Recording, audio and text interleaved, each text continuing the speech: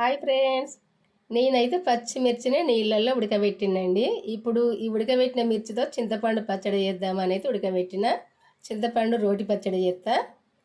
నేనైతే 12 మిర్చి అయితే ఉడికిచ్చినండి నీళ్ళల్లో. ఈ చింతపండు సరిపోద్ది 12 మిర్చికి. కారం ఉంది మిర్చి.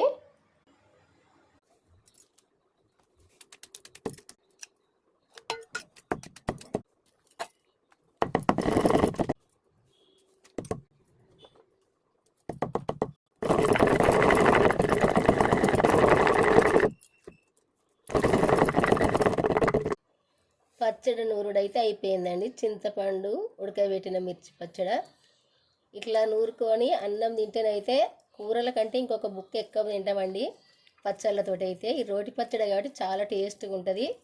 మనం పప్పు చారు కంటే కూరగాయల కంటే ఇంకో బుక్క ఎక్కువనే తింటాం ఈ పచ్చళ్ళతోటి. ఇట్లా చేసుకొని తింటేనైతే చాలా టేస్ట్గా పుల్ల పుల్లగా